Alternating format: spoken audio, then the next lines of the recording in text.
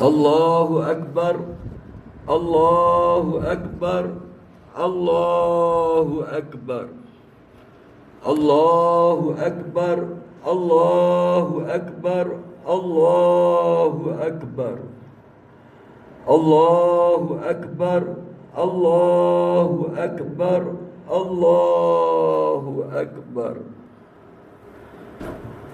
Allahu Akbar kabira walhamdulillahi katsira wa subhanallahi bukratan wa asila. Alhamdulillah, alhamdulillahilladzi anzala ala abdihi alkitaba wa lam yaj'al lahu iwaja. Ashhadu an la ilaha illallah wahdahu la syarika lah. Lahul mulku wa lahul hamdu yuhyi wa yumitu wa huwa ala kulli syai'in qadir. Wa ashhadu anna sayyidana Muhammadan abduhu wa rasuluh. Allahumma salli wa sallim ala sayyidina Muhammad wa ala alihi wa ashabihi ajma'in. Amma ba'du. Faya ayyuhal muslimun, usikum wa nafsi bitaqwallahi azza wa jalla. Faqad fazal muttaqun. Muslimin dan muslimat yang dirahmati Allah, marilah kita bersama-sama mempertingkatkan ketakwaan kita kepada Allah Subhanahu wa taala dan bersyukur ke atas segala nikmat yang telah Allah Subhanahu wa taala kurniakan kepada kita di pagi yang mulia ini, sesuai dengan firman Allah Subhanahu wa taala yang berbunyi, ba'da a'udzu billahi minasy syaithanir rajim, wa ista'adzana rabbukum la in syakartum la azidannakum wa la in kafartum inna azabi lasyadid. Yang bermaksud, dan ingatlah ketika Tuhanmu memberitahu, demi sesungguhnya jika kamu bersyukur, nescaya akan aku tambahkan lagi nikmatku kepadamu. Dan demi sesungguhnya jika kamu kufur ingkar, sesungguhnya azabku amatlah pedih.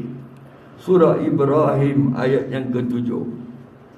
Hari ini seharusnya menjadi hari kemenangan yang mendorong kita untuk terus menjadi manusia yang lebih bertakwa, lebih tinggi dan suci kerohaniannya, dan lebih cinta kepada kebaikan.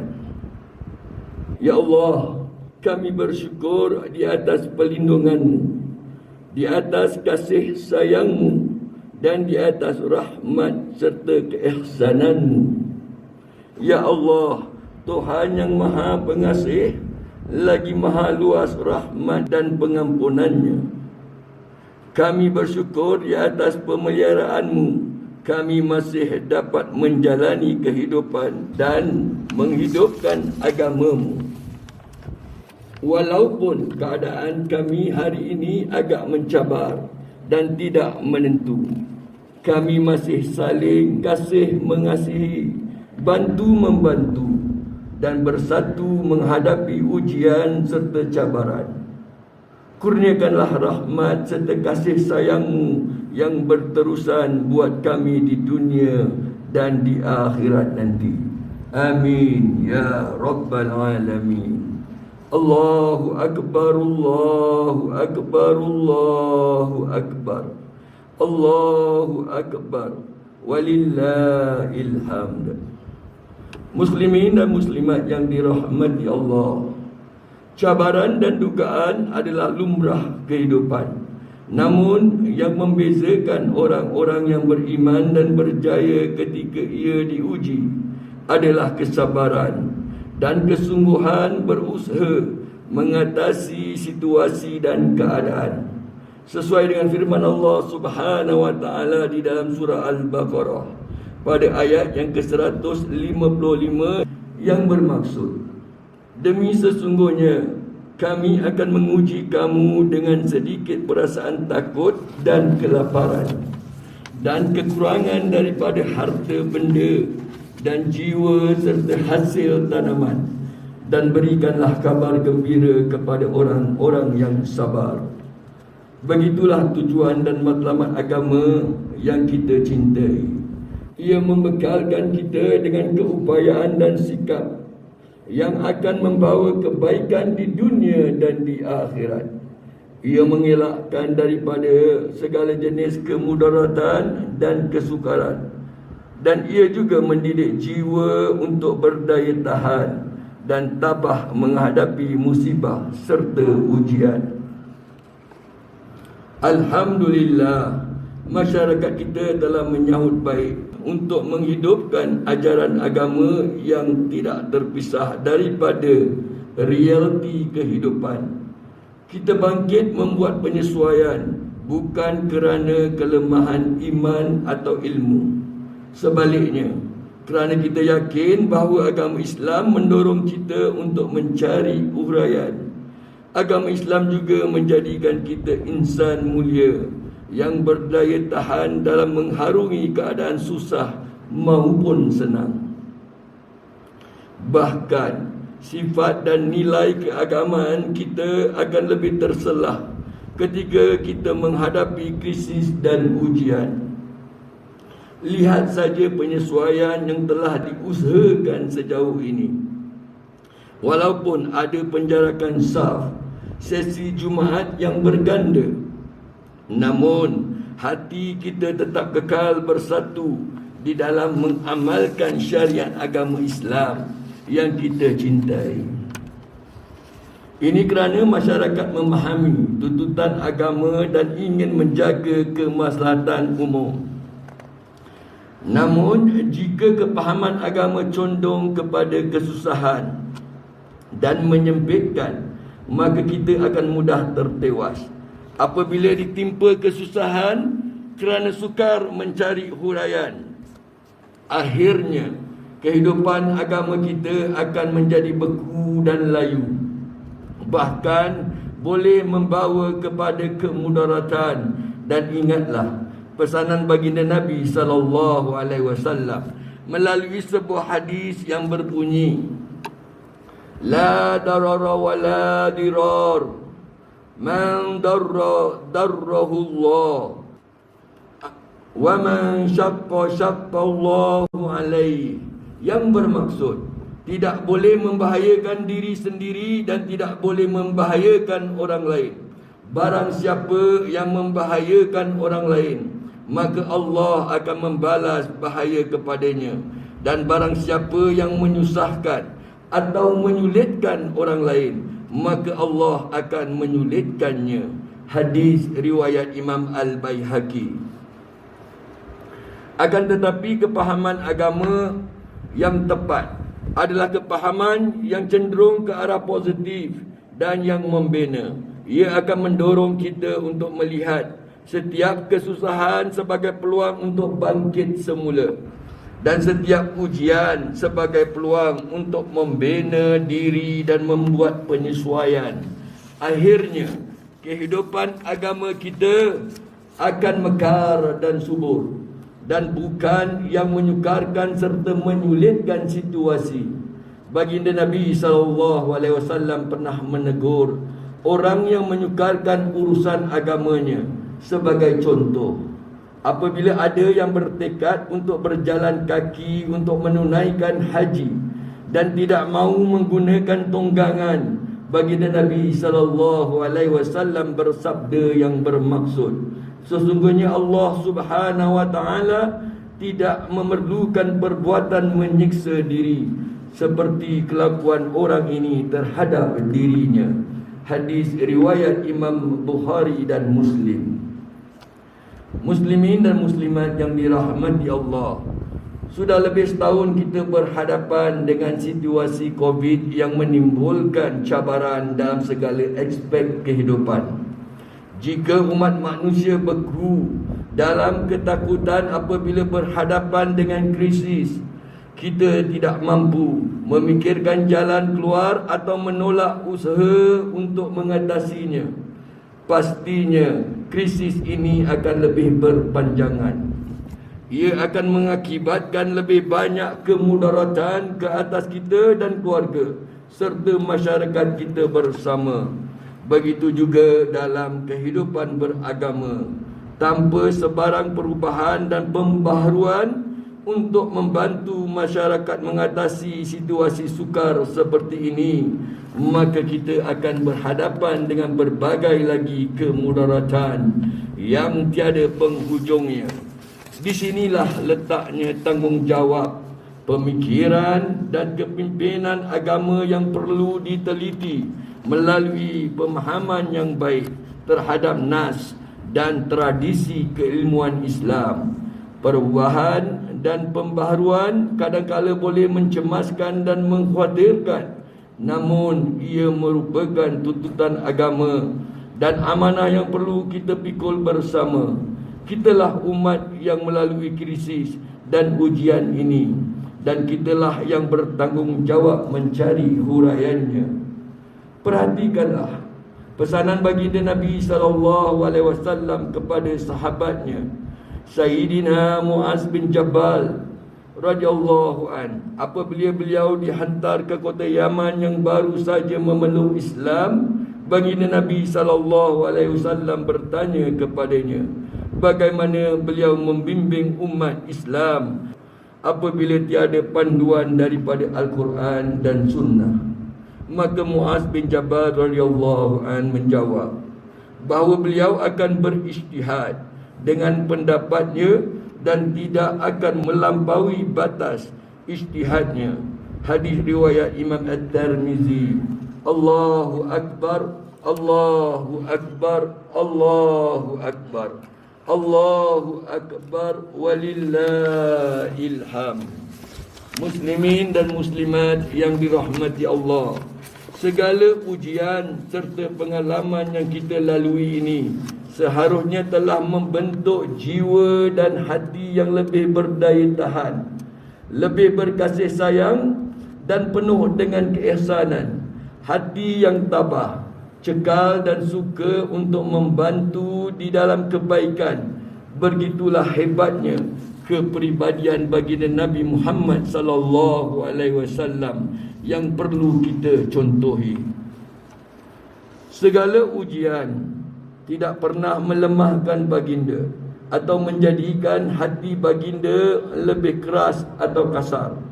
Bahkan sebaliknya, baginda Nabi SAW adalah manusia yang membawa rahmat ketika berurusan dengan semua makhluk Allah Subhanahu wa taala. Sesuai dengan firman Allah Subhanahu wa taala yang terakam di dalam surah Ali Imran pada ayat yang ke-159 yang bermaksud, maka disebabkan rahmat dari Allah lah kamu berlaku lemah lembut terhadap mereka. Sekiranya kamu bersikap keras, lagi berhati kasar, tentulah mereka menjauhkan diri dari sekelilingmu. Kerana itu, maafkanlah mereka, mohonkanlah ampun bagi mereka dan bermesyuaratlah dengan mereka dalam urusan itu.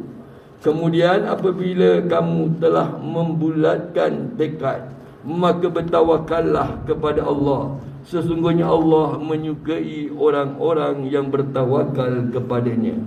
Allahu Akbar, Allahu Akbar, Allahu Akbar, Allahu Akbar, walillahil hamd.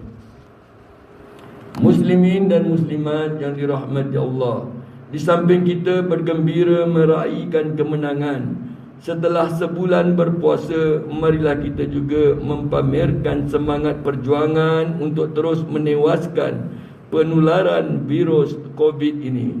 Ayuh kita terus berhati-hati dan mengambil serius semua langkah keselamatan, khususnya jika kita berziarah nanti, dan lebih-lebih lagi ketika kita menziarahi orang tua kita.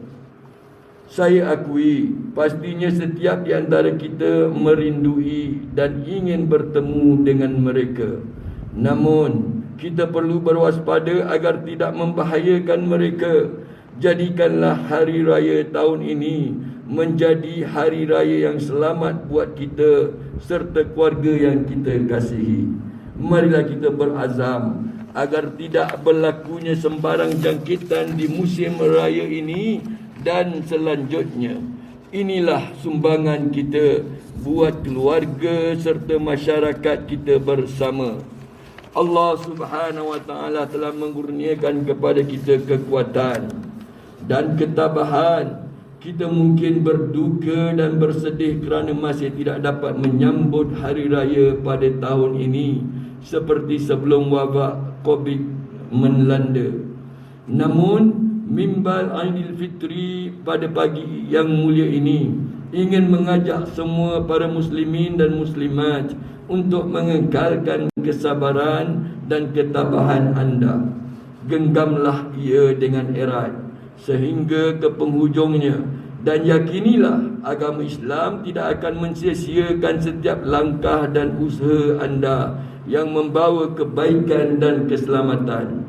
Yakinilah dengan janji Allah Subhanahu wa taala yang jelas terakam pada surah Az-Zumar di ayat yang ke-10 yang berbunyi ba'da a'udzu billahi minasyaitonir rajim innama yuwaffas sabiruna ajrahum bighairi hisab, yang bermaksud sesungguhnya orang-orang yang bersabar akan disempurnakan pahala mereka dengan tidak terkira. Dari itu, marilah kita memohonkan doa untuk saudara-saudara kita di negara-negara lain. Ramai yang berhadapan dengan situasi yang tidak terkawal dan sangat menyedihkan. Semoga Allah Subhanahu wa taala memelihara umat Islam daripada segala ancaman dan kemudaratan. Amin ya rabbal alamin. Allahu akbar, Allahu akbar, Allahu akbar, Allahu akbar, walillahil hamd. Barakallahu li wa lakum fil Qur'anil azim. ونفعني وإياكم بما فيه من الآيات وذكر الحكيم وتقبل مني ومنكم تلاوته إنه هو السميع العليم. أقول قولي هذا وأستغفر الله العظيم لي ولكم ولسائر المسلمين والمسلمات والمؤمنين والمؤمنات فاستغفروه فيا فوز المستغفرين ويا نجاة التائبين.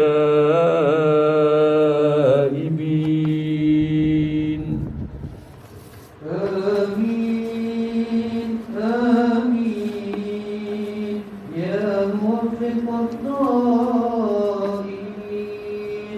وفقنا بطاعتك أجمعين واغفر ذنب من يقول أستغفر الله العظيم أستغفر الله أستغفر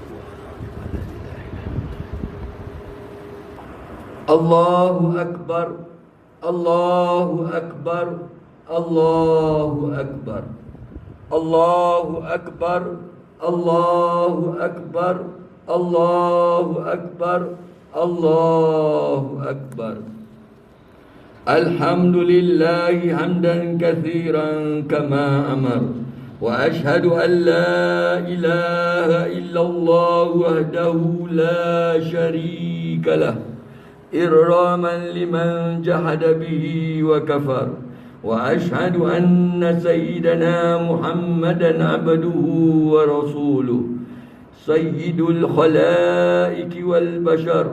اللهم صل على سيدنا محمد وعلى آله وصحبه وسلم تسليما كثيرا. أما بعد فيا عباد الله اتقوا الله تعالى فيما أمر وانتهوا عما نهاكم عنه وزجر.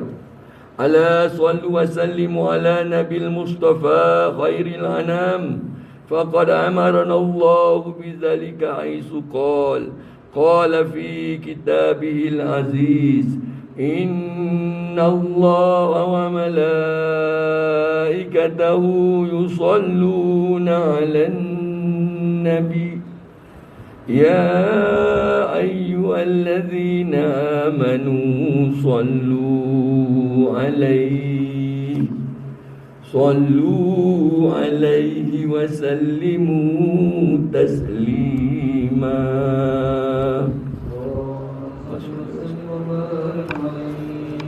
اللهم صل وسلم على سيدنا محمد وعلى آل سيدنا محمد كما صليت وسلمت على سيدنا إبراهيم وعلى آل سيدنا إبراهيم في العالمين إنك حميد مجيد.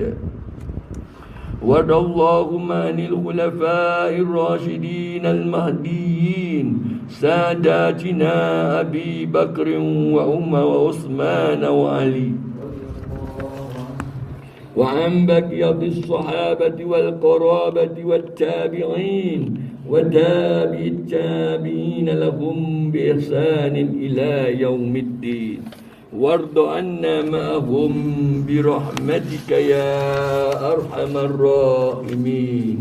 اللهم اغفر للمسلمين والمسلمات والمؤمنين والمؤمنات الأحياء منهم والأموات، إنك سميع قريب مجيب دعوات وقاضي الحاجات يا رب العالمين.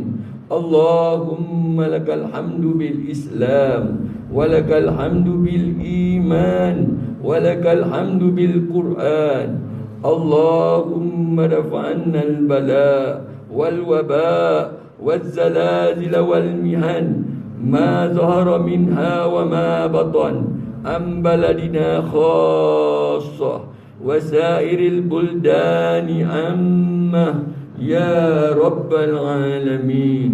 ربنا لا تزغ قلوبنا بعد إذ هديتنا وهب لنا من لدنك رحمة إنك أنت الوهاب. ربنا ظلمنا أنفسنا وإن لم تغفر لنا وترحمنا لنكونن من الخاسرين. ربنا آتنا في الدنيا حسنة وفي الآخرة حسنة وقنا عذاب النار وأدخلنا الجنة مع الأبرار يا عزيز يا غفار يا رب العالمين.